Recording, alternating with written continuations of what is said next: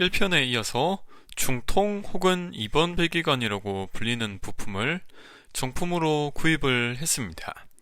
원래 교체하려 했던 3번 배기관도 그렇고 부품 번호가 붙은 스티커가 있을 수 있습니다. 내열 스티커인지 모르겠지만 여하튼 열받으면 좋을 것 같진 않아서 제거해 주시는 게 좋을 거라고 봅니다. 안전잭으로 차 앞뒤를 다 올려놨는데 이거 올리고 내리는 과정은 생략할 겁니다.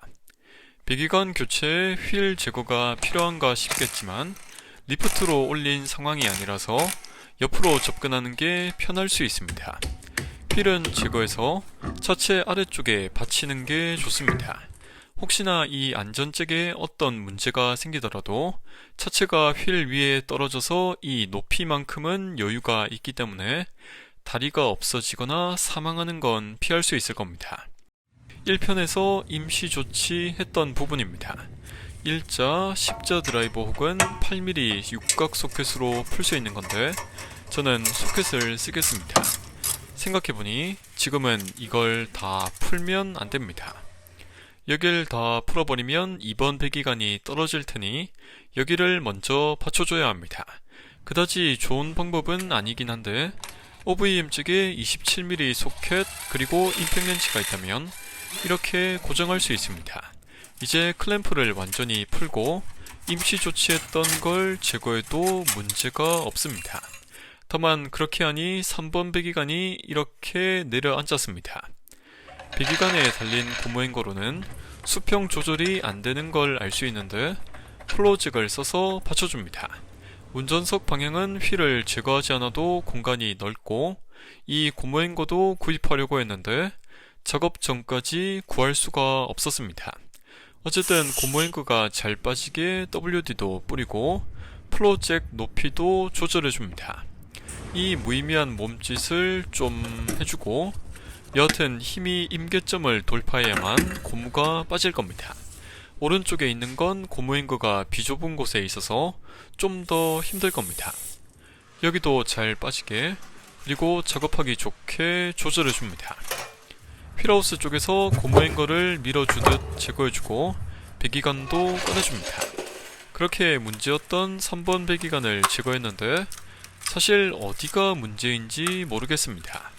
여기서 배기 새는 소리가 나긴 했는데 이 껍데기 다 제거해봐야 알 것 같은 여기까지만 확인할 거고 나중에 고물상에 한 3,000원에 팔릴 예정입니다.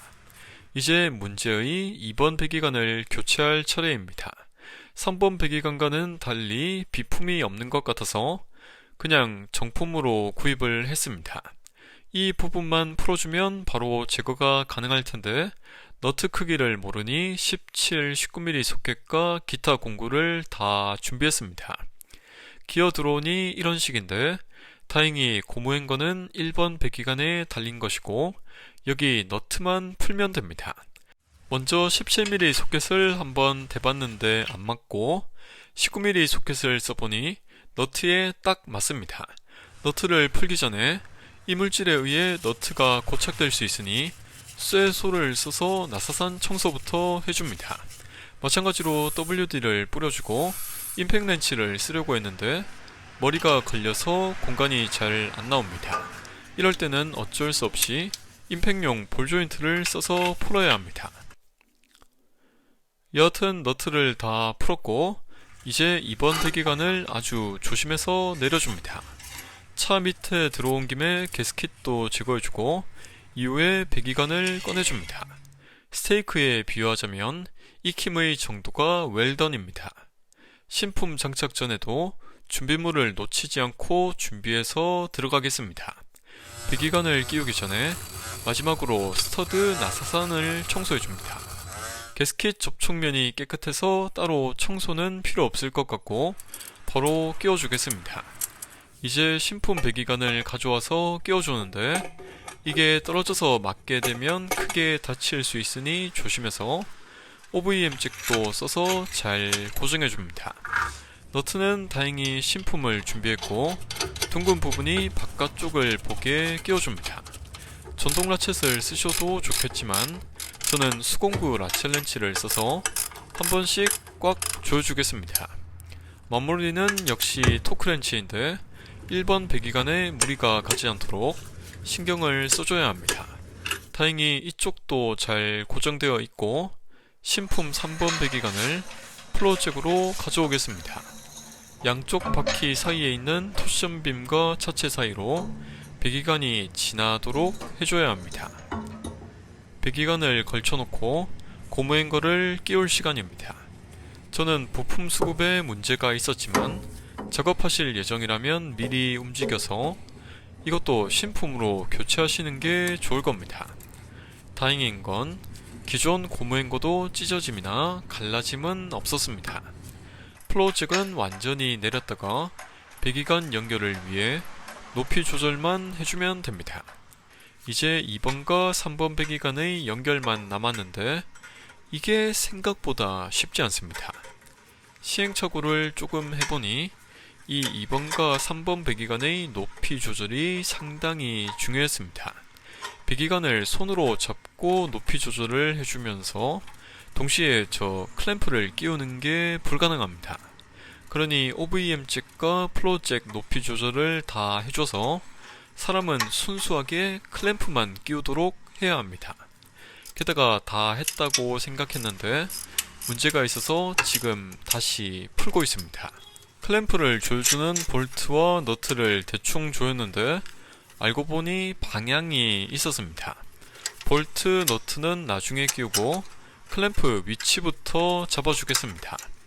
그리고 볼트 머리가 클램프 모양에 맞게 딱 걸쳐지도록 끼우는 게 핵심입니다. 중간에 들어가는 이 부분도 모양 맞춰서 끼워주고 너트를 조여주셔야 완벽한 겁니다. 그렇게 너트를 손으로 좀 조여주고 전동 라쳇을 사용해서 꽉 조여줍니다.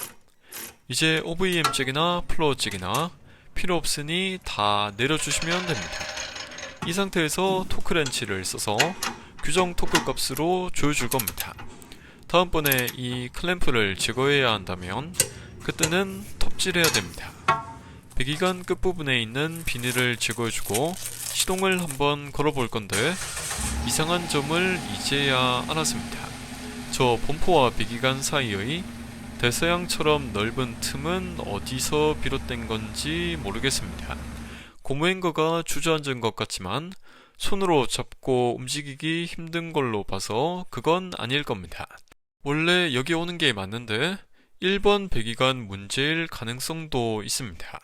저건 나중에 생각해봐야 할 것 같고 이 휠 끼우고 차 내리는 건 생략하겠습니다.